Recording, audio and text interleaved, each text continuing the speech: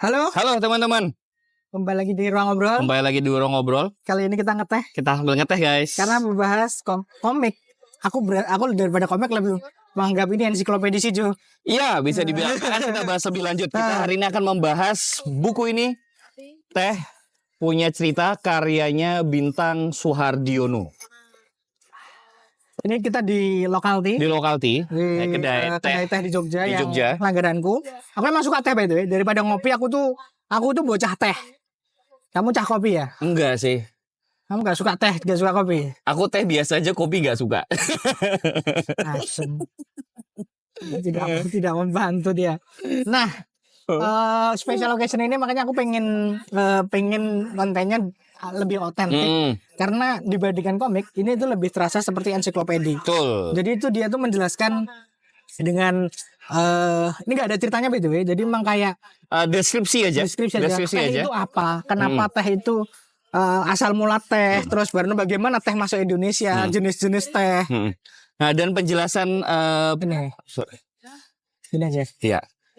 Dan penjelasan di buku ini memang runut sekali. Dia dimulai dari intro dulu seperti biasa, lalu ada asal mula daun teh, terus jenis-jenis teh, penyebaran teh seperti apa, teh di masa lalu, teh di berbagai macam negara, di berbagai belahan dunia.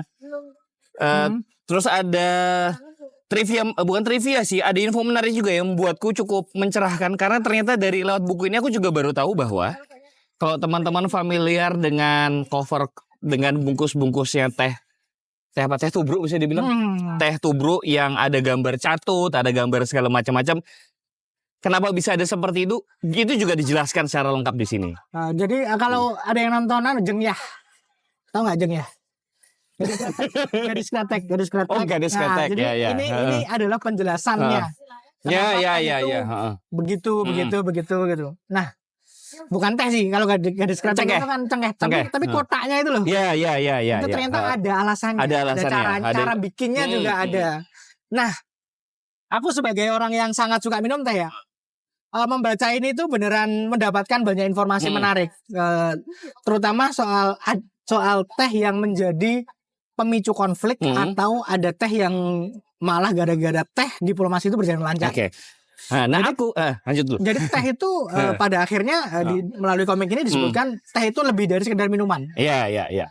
Teh itu adalah pengalaman, teh cuma begitulah. Nah, dari tadi nge-mention soal bahwa teh itu bisa memicu konflik dan juga bisa penengahi konflik kayak gitu. Nah, kalau aku ya buat yang bener-bener baru banget yang aku baca dari buku itu adalah soal teh dan kultur.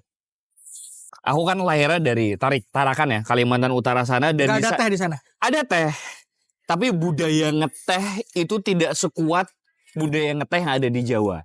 Artinya apa? Kalau waktu aku di Tarakan, ngeteh tuh ya ngeteh aja. Aku sebelum pindah ke Jogja, seumur hidup tuh minumnya apa? Sariwangi.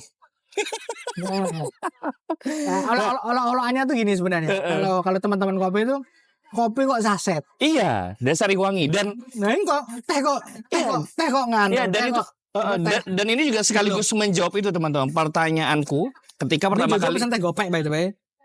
Pertanyaanku ketika pertama kali pindah ke Jawa. Pakai ini kan cara penyajian teh kan ada pakai poci, terus ini kan ada boiler gitu. Ada yang tradisional, ada yang modern. Nah, waktu aku pertama kali pindah bukan ke Jogja, ke Jawa tuh langsung ke Boyolali, nggak di Jogja dulu. Itu aku heran. Tuh, kenapa warga-warga desa itu betul-betul ngetrit minuman teh itu gak menurutku ya saat itu tuh agak sakral dan agak metodikal. Iya. Kayak gitu. Metodikal maksudnya? Sakral dalam artian enggak metodikalnya. Kalau sakral kan jelas ya. Metodikal tuh dalam artian ternyata ketika meramu teh itu nggak cuma sekedar nyiram air tanah ke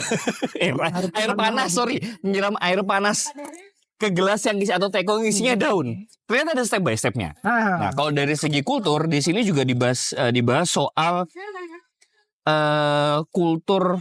Aku lupa namanya, pokoknya di sini tuh dibahas soal kultur itu nyiapin teh untuk acara warga. Nah, itu yang mana itu kan nggak ada di tempatku. Umum terjadi di Solo dan Yogyakarta. Kita kan bilang di Jogja ya. Jadi memang ada kayak sinom kalau tahu. Iya, kayak sinoman. Sinoman tapi tapi ada ngeteh bareng. Karena dia sistemnya kan digilir kan per warga Dan gantian. ganti beda orang rasa tehnya jadi beda. Iya.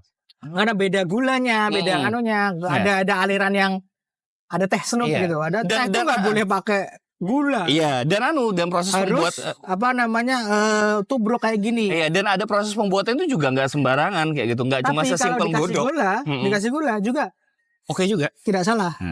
Nah, di yang aku baca itu yang paling menarik buatku pribadi adalah bagian di mana bagian itu tadi yang ngerewang bikin teh untuk acara warga itu ternyata nggak cuma sekedar ngegodok, tapi ya gimana caranya ketika nuangin dan ngaduk gula itu tuh pas nonstop. Dan ini Mbak ya, Mas Mas Bintang. Mas Bintang tuh menjelaskannya dengan kalau teman-teman pernah lihat komik, kalau pernah review komik Gambar Itu Haram, cara penceritanya mirip. Informatif kayak gini. Sebenarnya ini juga komiknya dikemas dengan gaya teh sih. Cuman aku capek ngerawat kemasannya, jadi akhirnya sampul wae wis. Kemasan udah lama banget. Sampul wae wis.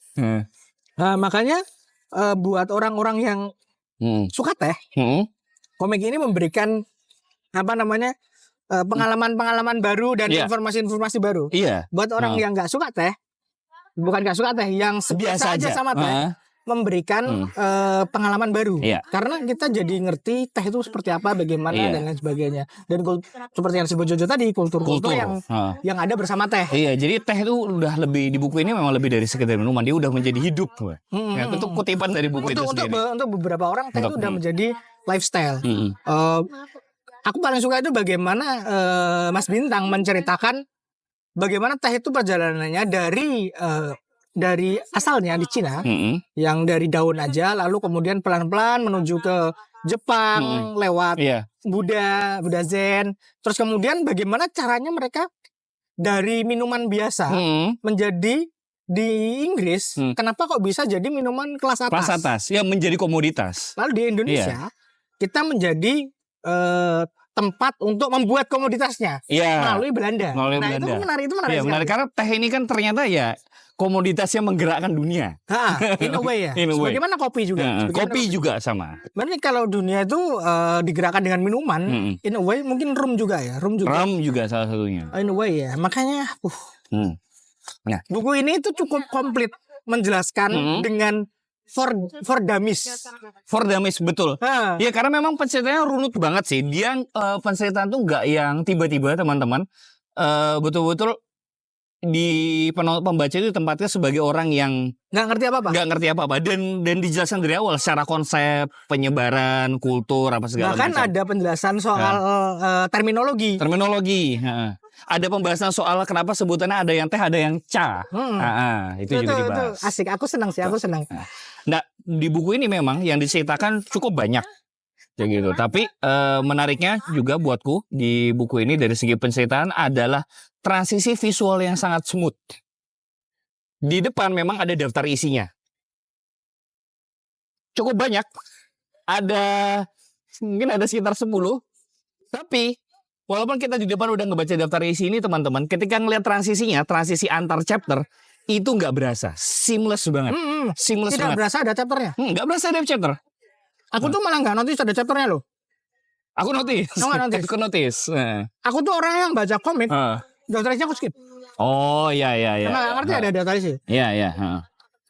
Makanya tadi kamu pointing itu, aku bisa mengamini karena aku tuh nggak ngerasa ini ada babnya. Iya, pengalaman baca itu seamless banget.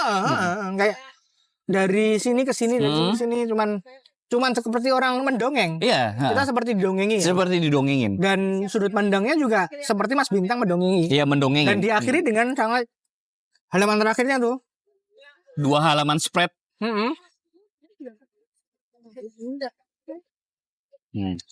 Emang nikmat teh itu. Emang nikmat.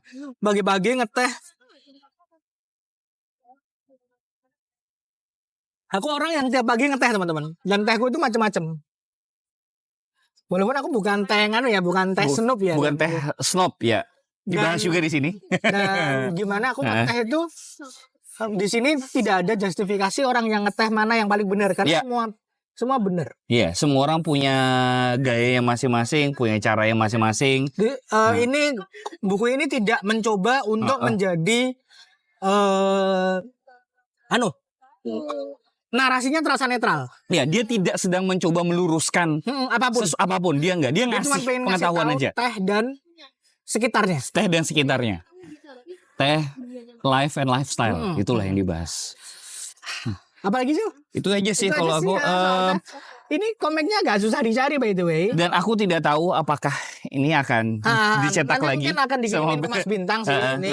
Oleh Mas Bintang. Reviewnya siapa tahu beliau mau nyetak lagi karena it's quite good. Iya, karena ini gak cuma terbatas orang yang suka baca komik atau baca ilustrasi ya. Ngelihat ilustrasi ini buat semua orang. Ensiklopedia.